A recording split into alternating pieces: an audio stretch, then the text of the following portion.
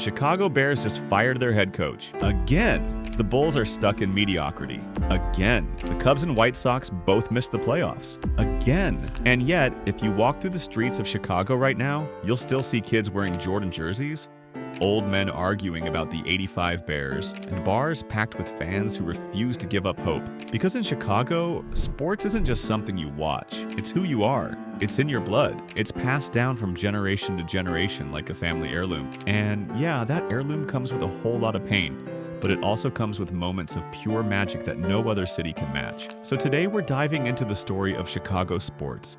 A city that's produced some of the greatest dynasties, the most iconic athletes, and the most devastating heartbreaks in American sports history. This is the story of a city that refuses to quit, even when every reason says it should. Let's go.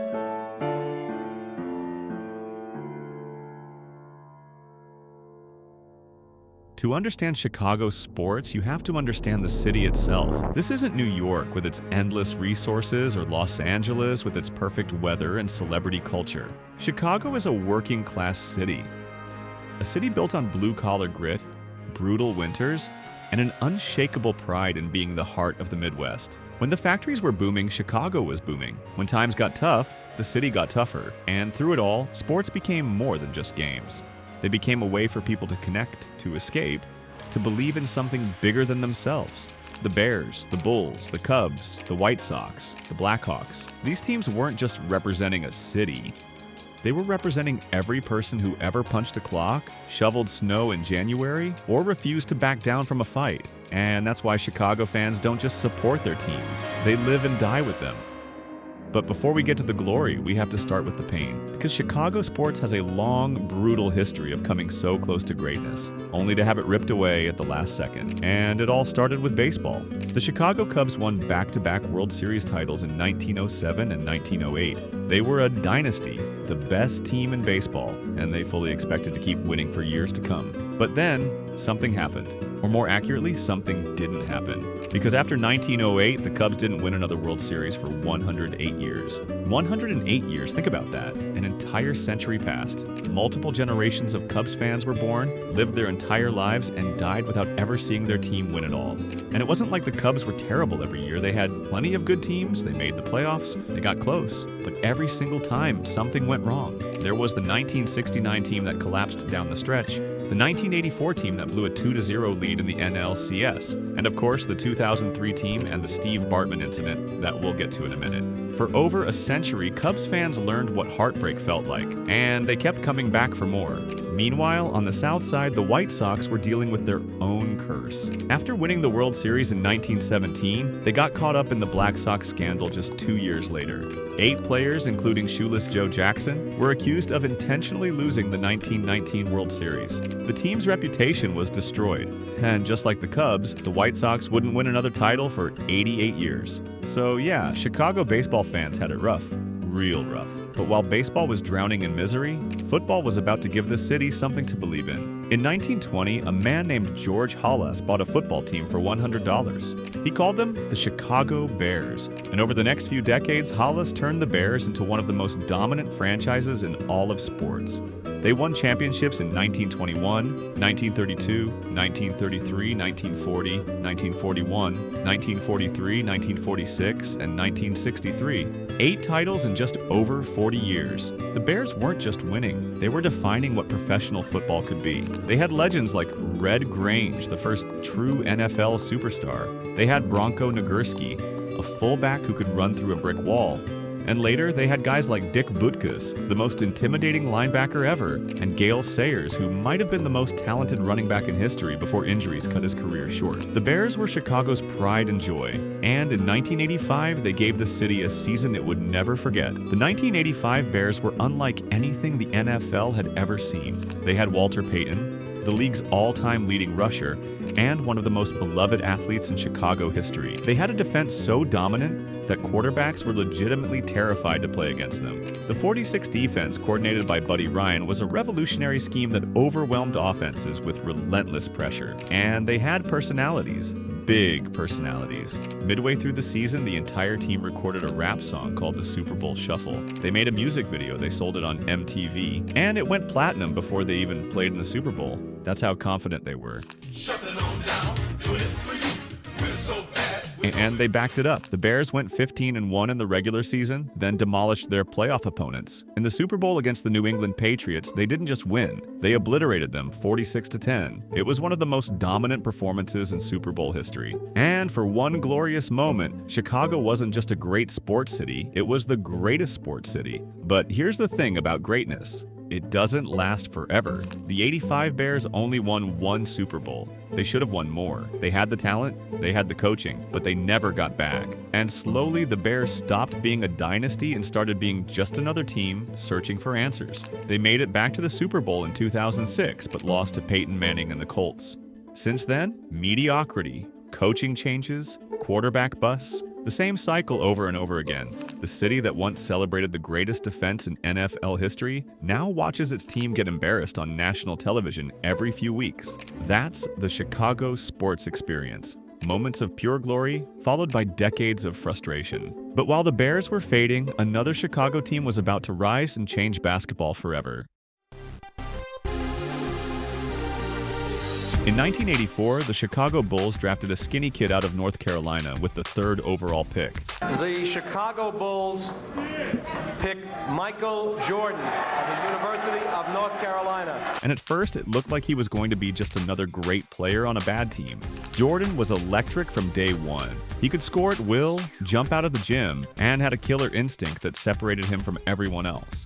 But the Bulls kept losing in the playoffs. Year after year, they'd run into the Detroit Pistons, who beat the hell out of Jordan with their physical style of play. The Pistons created something called the Jordan Rules, a defensive scheme designed specifically to stop him. And it worked. For 3 straight years, Detroit knocked Chicago out of the playoffs. And every time, the pain got worse. Chicago fans started to wonder if Jordan would ever break through, if he'd be just another dominant player who never won a title. But then everything changed. 15-6. Here's Jordan. Nice move on the baseline. Kaboom! In 1991, Phil Jackson's triangle offense finally clicked. Scottie Pippen developed into a superstar, and Jordan became unstoppable. The Bulls swept the Pistons in the Eastern Conference Finals, exercising those demons once and for all. Then they beat Magic Johnson and the Lakers in the NBA Finals, giving Chicago its first championship in 7 years.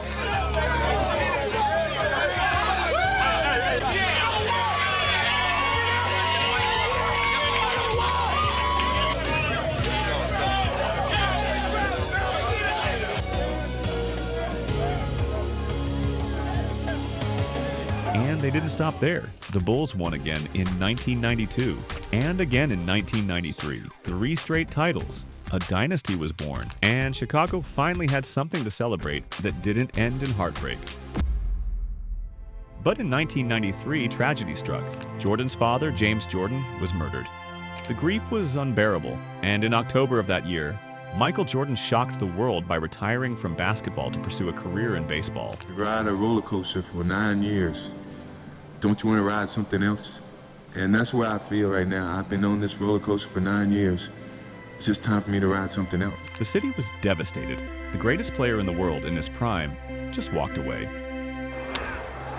There's another hit. A drive down the third base line. For 2 years, Chicago waited, hoping, praying. And then in March of 1995, Jordan sent out a 2-word press release. I'm back. He returned wearing number 45, shaking off the rust and getting Chicago ready for round 2. From 1996 to 1998, the Bulls went on another historic run. They went 72-10 in the 1996 season, the best record in NBA history at the time.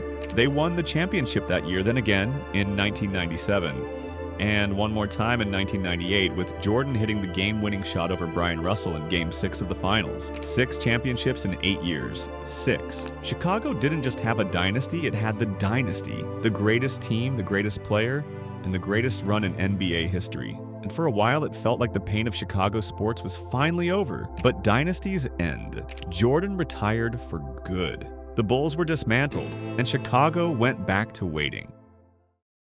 While the Bulls were dominating the 90s, Baseball was still breaking hearts, and in 2003, the Cubs gave Chicago one of the most painful moments in sports history. The Cubs made it to the NLCS and were up 3-2 in the series against the Florida Marlins. In Game 6, they were leading 3-0 in the 8th inning. They were 5 outs away from going to the World Series, 5 outs away from ending a 95-year drought. And then it happened. A foul ball down the left field line.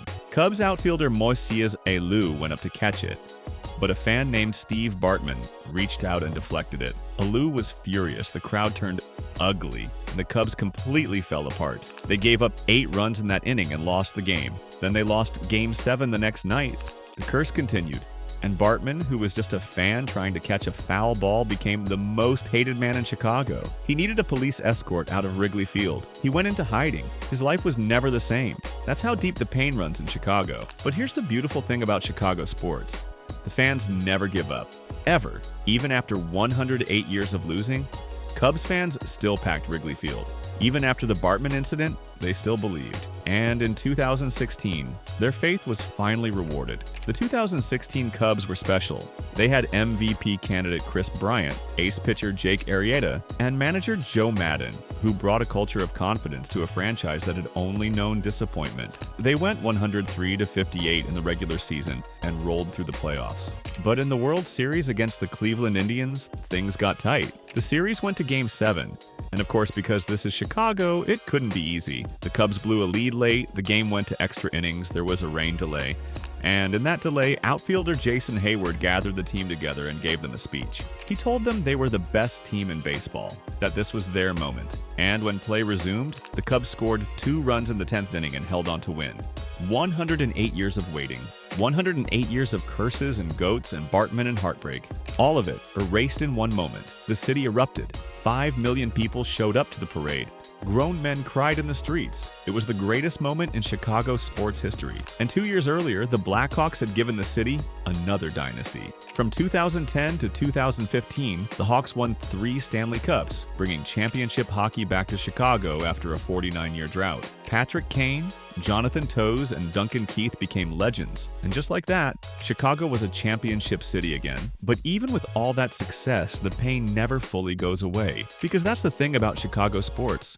For every moment of glory, there's a moment of heartbreak waiting right around the corner. Derrick Rose, the hometown kid who became the youngest MVP in NBA history, had his career derailed by injuries. The Bears continue to cycle through coaches and quarterbacks, searching for an identity they haven't had since 1985. The Cubs haven't been back to the playoffs in years. The White Sox are rebuilding again, and the Blackhawks went from a dynasty to a bottom feeder almost overnight. But despite all the pain, despite all the disappointment, Chicago fans keep showing up. They keep believing. They keep passing down their love for these teams to the next generation. Because in Chicago, sports isn't just about winning.